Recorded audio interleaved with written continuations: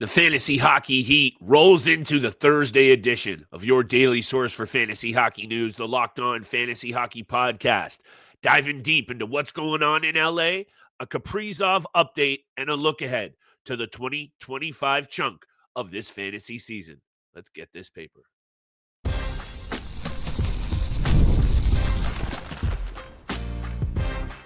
You're Locked On Fantasy Hockey, your daily podcast on fantasy hockey. Part of the Locked On Podcast Network, your team every day. The calendar is officially flipped, and you're officially tapped right back into your number one source for fantasy hockey, NHL news, and betting breakdowns. It's the Locked On Fantasy Hockey Podcast, and I'm joined, as always, by my distinguished co-host, Mr. Steele Rodin. On this side of the microphone, it's your boy, Big Flip Livingstone. Shout out to the everydayers holding us down, making us your first listen every single day. We try and get you guys in and out in 30 minutes with all the news, fantasy takes, and, of course, wrapping up every single episode with betting breakdowns. Steele, red hot. The season continues to go well for you, my friend. I'm intrigued to get to tonight's loaded 12-game betting board. We also have a lot to get to. This was an exciting 2024 season. I got a number of interesting stats to fire off before we look ahead at 2025. Update to Kaprizov. Who steps up for the Wild? And let's start with the hottest team, one of the hottest teams in the NHL anyway, Steele. 8 straight home victories for the Kings, 3 straight overall. I think there's some fantasy value here to be had, digging in the trenches, even a little bit into that bottom 6 perhaps. But what are you seeing from the Kings? Because for me, their recipe of success has been quite clear for me anyway. Over to you, though. You're on mute, brother. New year, same Steele. He's the back. Mute button always gets me at least once a week, but it's been phenomenal to watch the LA Kings, and some of their younger guys or newly acquired additions really prosper so far this season with the LA Kings. I mean, I want to highlight Warren Foegele because he's maybe been one of the best additions by far the offseason for any team right now. Very sneaky. I'm still very surprised that he's still rostered below 5%. I mean, at least get up to 10%. How are you? How you doing out there? Because he's been fantastic for the LA Kings. He's on pace to smash his career high from last year, where he finished with 41 points with the Edmonton Oilers. He's got 23 points in 37 games. He's got 10 in his last 8. He is red hot right now, and he's not even in the bottom 6 anymore. He's actually in the top 6, and that's the one thing with the LA Kings that I think is really has really been a key factor to their success is they're not afraid to change the lines. They're not afraid to change these line mates and change things for the better, and that's what they've done all season long so far. We've seen Alex Laferriere up on the top line with Adrian Kempe and Anze Kopitar. We've seen Quinton Byfield in the top 6 as well. We've seen all 3 of those guys in the bottom 6 making up that third line. As of right now, they've got Quinton Byfield, Warren Foegele, and Tanner Jeannot projected to be that second line right now. Quinton Byfield has been stepping up a lot over the last 5 to 6 games. He's got 6 points in his last 5. So it's really these young guys who are really filling in those holes around those high skill caliber players that we know, like Adrian Kempe, like Anze Kopitar, who are just filling in those spots and filling in those gaps to be the best that they can. And that's really what I'm seeing from this LA Kings team. Their goaltending has been pretty solid as well. Darcy Kemper, David Riddick when he's in there for the time to time. Brent Clark has slowed down a little bit for the LA Kings on the their blue line. Hasn't been as great as we saw them at the beginning of the season, but by all means, I mean, this team is red hot right now, especially on the road, like you said. And Warren Foegele, at home, sorry. And Warren Foegele, Quinton Byfield, Alex Laferriere, we've talked about them all season long on the waiver wire. They have been a bright spot for this team. There's a few things that jump off the page for me with this LA Kings team. Number one, very much like the stars on their team, underrated and operate under the radar. Kempe, Fiala, Anze Kopitar, All of these guys, even Darcy Kemper to a certain extent, all of these guys, even when they do play at an all-star level, they don't get the credit that they deserve. And I don't think that this LA Kings team does either. And that's what I wanted to come on here and highlight, because right now I want a piece of this team fantasy-wise. So if it's Laferriere, I'm good with it. If it's Alex Turcotte on the top line with Kopitar and Kempe, I'm good with it. But especially what you highlighted as well, it's that second line duo of Warren Foegele and Quinton Byfield looking really good. Quinton Byfield has had a slow start. That's all been very well documented. We don't need to go down that rabbit hole. How he started his career, 20 points in 37 games. He continues to show flashes still, and we go out there and we run out there and add him, and then he kind of fizzles out. So that still might be the case with this team fantasy-wise, but I want a piece of them right now while they're playing this well, and Darcy Kemper anchoring it at the back end. And this is what leads me to my final point about why they've been so good. It's actually not been the offense. It's been their ability to smother defensive or offensive opponents. And right now they're allowing the sixth least shots against per game. So credit due there to the blue line as well. A blue line that sooner than later, Steele, will also get Drew Doughty back, their number one guy. So what is that going to mean to a team then that you already start to invest it in, and then boom, they get their heart and soul back? That could be the little bit of an angle that takes your team over 100%. the top if you got a couple of LA Kings in the jar. And let me just leave it at this. They're up there in terms of goals against. Only the Dallas Stars have allowed fewer goals overall this season. They have been very good defensively. Kudos to Hiller behind the bench. But I just want a piece of this Kings team right now. And some of those peripheral pieces are probably out there in your league. So get them while they're hot. And speaking about the defense, it's not just that defensive core. They have one of the best two-way forwards in the game, Anze Kopitar, and his ability to showcase that skill set for those young guys that we just mentioned, or the younger guys on the team. It seeps into their game. They start to adapt. They start to learn from one of the best who have ever done it for the LA Kings in the National Hockey League. And just look at what they've done with their top four guys. Their top four, Kopitar, Kempe, Laferriere, Foegele, in point production. All four guys are killing it in the plus-minus category. Kopitar, plus 17. Kempe, plus 19. Laferriere and Warren Foegele, plus 10 and plus 18. Besides Kevin Fiala, who's been a very big disappointment offensively, only 22 points in 36 games. He's a minus 11. He's been one of the very negative factors for them in the defensive zone. Offensively, he could be doing a lot more. Other than him, they've been great getting back checking, helping their D-core out, helping Darcy Kemper out. And that comes from your boy, Anze Kopitar, who just continues to, again, age like fine wine. The team's getting it done by committee. This very nice blend of young players stepping up and having good seasons. Brant Clark, you mentioned Foegele, Laferriere, Turcotte, mixing in with all these grizzled veterans who have been getting it done for a long time, has been equaling success for this team. I want to talk about a team that's had a lot of success this season. Right after the break with the Minnesota Wild, I got a couple of interesting stats from the year that was 2024, and then a quick look-ahead statement from your boy, Uncle Flip.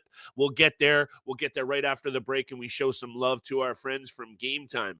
We love going to live events on this show, sports, music, theater, comedy, and one of my favorite memories was attending a couple of big concerts last year. The energy and excitement were unforgettable, and we got those tickets from our friends at Game Time. Today's episode is brought to you by Game Time, by the way. If I didn't get that in there, Steele, there I go. The feature of Game Time Picks, the new feature, it takes out all the fluff to show you incredible deals on great seats in your area, so you don't have to go through searching thousands of tickets.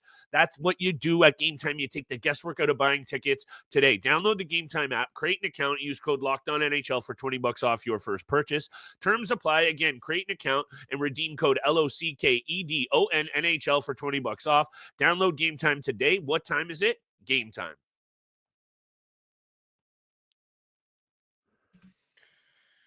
And thank you so much for making the Locked On Fantasy Hockey Pod your first listen every single day. Thank you so much for starting us off in the new year 2025. We're getting after it hot and heavy with the big time bets like we always do at the end of the episode. Thank you so much. Make sure you hammer that subscribe button, the follow button, leave a 5-star review. Like we said, Flip and I appreciate all the love and support. We couldn't be doing this without our listeners out there. Just want to thank everybody for tuning in. I want to thank everybody that has participated as well in our competitive and casual league over the years, especially this season. Thank you so much for all that love we get. And the participation has just been a huge thing for us. So thank you so much for all of that. We're going to get to big time bets like we talked about at the end of the episode. Let's talk about the Minnesota Wild, though. Kirill Kaprizov is missing his third straight game for the Wild against the Washington Capitals tonight. Excuse me, fourth straight game. He's missed 3 already. He'll miss his 4th tonight against the Washington Capitals. He was put on injured reserve on Wednesday for the lower body injury. He hasn't played since December 23rd, but he is eligible to be activated whenever he is healthy. So it's really just, a waiting game at this point. Exactly. It could be as soon as the next game after this one. So they do play the Carolina Hurricanes this Saturday, January 4th. It is a little bit of a tough schedule for the Minnesota Wild coming up. They take on the Washington Capitals, Carolina Hurricanes, St. Louis Blues, and the Colorado Avalanche. So it's they really do need Kaprizov back in the lineup. It's also interesting that I know Jared Spurgeon left the other game. He's undergoing an MRI. Oh, that was a terrible slew foot. That was disgusting. To quote unquote assess the damage. So this is one of those situations here that everything's been going great for the Minnesota Wild for the most part of this season. And I know, so he is going to miss, by the way, sorry to jump around, but Kaprizov is going to miss at least the next 2 games. I'm reading here from Michael Russo. So that combined with Spurgeon and, this team, we know they've been getting it done, but they are not exactly the deepest of clubs when it comes to heart and soul guys like that, Steele. And I want your take on this in a second, because the lines is what I'm looking at from practice today. Boldy, Rossi, Zuccarello, top line. That makes a lot of sense. Johansson, Eriksson, Ek, Hartman, second line. Okay. But then it gets real thin. And I know Foligno, Gaudreau, and Trennan is a decent third line. I just ask you this. Who do you think needs to step up? Like, is it got to be Boldy? Is it got to be Rossi? Because somebody is going to have to step up offensively. I don't even know about the blue line, but up front, I'm looking at one of those players, and I think that means a little boost in fantasy value should they actually catch fire. I just don't know if that's something we want to expect. Number 1 and number 2, I think you got to be looking at the centerman in this position. I think you got to be looking at Marco Rossi and Joel Eriksson Ek. Joel Eriksson Ek is still one of the best two-way forwards in the game, two-way centerman in the game, who can do it on both ends of the ice. And I think that needs to, again, seep into Marco Rossi's game with Kaprizov now out. I mean, he still needs to continue that and develop that portion of his game as well, and that aspect of his game. But with Kaprizov out of the lineup, you really got to depend on your centerman, making sure there's a third man back, making sure that they're getting back and helping this D-core that have now lost Jared Spurgeon, who have been out with Jacob Middleton. You want to help Philip Gustafsson. You want to help Marc-Andre Fleury. Those would be my next 2 guys in the line as well, who I'm looking to really step up in the absence of Kaprizov, which they have done so far as well. They've won 2 out of their last 3 games without Kaprizov in the lineup, but Gustafsson and Fleury have to be at the top of their game. Because like you said, it's not a very deep lineup. When you get to the bottom 6, when you get to the bottom 4 deep pair, you start to dwindle off a little bit. This is a very hard team to play against. They might not be the best. They might not have the best superstars. They might not have the best D-core, not the best goaltenders in the league, but they play hard. Game in and game out, they will wear you down. Again, like I've said many, many times, there could be times where they're being outshot 35-12, and it's still a 1-goal game, and they're in it somehow. So this is a team that does not give up, and they're not going to give up, especially with Kaprizov out of the lineup. So I'm looking at Marco Rossi and Joel Eriksson Ek to be a big difference maker. If they're out there in your leagues, dependent on the next couple of weeks worth of schedule, definitely take a look at some of those guys who are going to eat some more minutes. Look, this is a team in the Minnesota Wild that sit 19th in overall goals for at 112 scored outside the top half. You can't afford to lose a guy like Kaprizov, especially in today's run and gun NHL Steele. And I just want to wrap up 2024. The league does a year in review. They throw out a bunch of really cool stats. I got a couple for you, and then just a little look ahead to 2025, because I think we're in for a real treat of a second half here. Look at this. 6.1 goals per game scored. That's a 3rd straight year with 6+, second longest streak in 77 years, and indicative of what I think we're going to see down the second half. 72% of games in 2024 were 1 or 2 goal games with empty netters. I think we're in for a very juicy second half. And let me just hit you with 2 more. 106 hat tricks at the 3rd straight year with 100 plus. And we had 21 natural hatties, most ever in a calendar year in NHL history since they started doing these stats, and 149 multi-goal comebacks. That's the second most in NHL history. This is what I wanted to say about 2025. Buckle up, fantasy fans, because I think we are in store for what should be a stretch run that fires up even guys like me who are struggling a little bit in a couple of our league steal. Keep it tapped to the pod. We'll continue to break down everything that you need to know Monday through Friday steal. We got the second half loaded up, and of course, big time bets at the end of every single episode.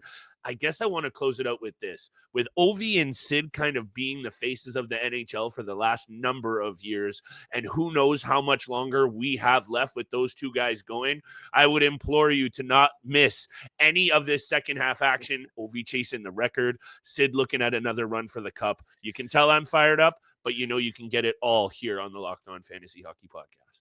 5 days a week, Monday through Friday. Stay tuned in for that. One of the other ones I saw as well, not really one of the stats that you just listed off, but, more towards the Chicago Blackhawks organization when they were playing in that Winter Classic against the St. Louis Blues. Connor Bedard, I believe, tied Bobby Hull for a calendar year assists in a calendar year with 61 in the year 2024. So that's a shout out to Connor Bedard, one of the best young players in the game right now as well. Kind of a crazy stat there, putting him right next to some of the greats in the Blackhawks franchise history. So Connor Bedard getting after it as well. Chicago they have been struggling. Still one of a dumpster fire of a team right now.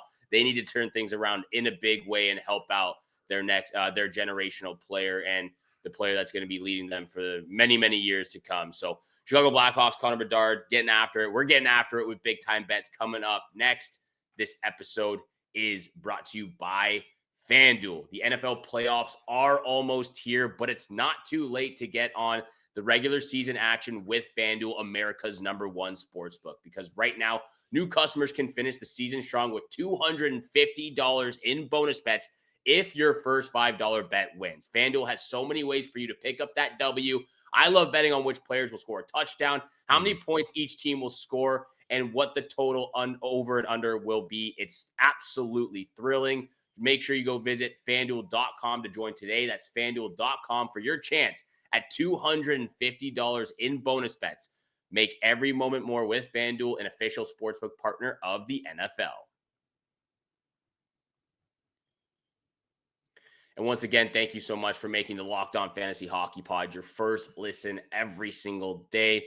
Flip and I appreciate all that love and support you show us Monday through Friday. We could not be doing this without everybody out there that tunes into the show. So thank you so much for all of that. Make sure you share with your friends and family out there. Hit the subscribe button, follow button, leave a 5-star review, the comments on the YouTube channel and on Twitter as well. Thank you so much for all of that. Flip, big time bets. We are starting off hot in the year 2025. Yep. First side bet of the season, of the year as well. It goes to your boy over here. You're red hot. I don't know why I should have expected bets. anything else. 1-0 in the side bets in that one game on New Year's Day. We're absolutely getting after it. I feel good for both of us. Over to you, my friend. Big betting board here. 13 games, like you said, on the schedule. Where are you looking first? I actually have 5 different picks to go down. I love it. Deal. I couldn't help myself, and I'll get my first 2 out of the way because 3 are a same game parlay. So I'll get my first 2 out of the way. I'll throw it back over to you. Carolina at Florida. This one screams under to me, and given that the last time was a Florida Panthers 6-0 slap-up of the Carolina Hurricanes, and that 6 of the last 8 between these two teams have gone under the number, 2 very defensively stingy clubs. This is a time of year that players can also be a little bit slow, still a little bit full of the turkey and the stuffing steal from the holiday season. This one, I love the under, and I also like it for the second game I'm looking at with the Maple Leafs and New York Islanders. It happened just the other night. These are two teams that hang their hats now in the defensive end. The Leafs somewhat struggling to score. We know what the Islanders are about. They suffocate the opponent, and they hope to squeak out a 2 or 3-1 win. I like this one at 6.5, just like I do with the other one. I'm seeing it at 5.5 or 6. Take both to 6.5. I like both of these games to be low scoring, tight checking, and actually 3-2, 4-2 with an empty net. I could see both of them running out that way. I got a same game parlay, but hit me with your take on those first two. I love those first two picks. I mean, I'm looking at that first game as well. I'm actually going to take the Panthers on the money line at minus 120 against these Carolina Hurricanes. They play very well against the Hurricanes, especially at home. And like you said, a lot of these games between these two Eastern Conference juggernauts have been under the number. So I like the under 6.5. I might as well parlay that with my money line with the Panthers as well. I'm loving the under. I'm loving the under in that game as well, especially with Austin Matthews continuing to be out of the lineup. Being a little bit more stingy on the defensive side for both teams. Sorokin still playing pretty well for the Islanders, even though they're losing games. I like both the under 6.5 in those games. I'm going to parlay that, especially with the Panthers money line at minus 120 for my first pick as well. My second pick I really like, I'm going to take the Avalanche on the puck line at plus 120 against the Buffalo Sabres.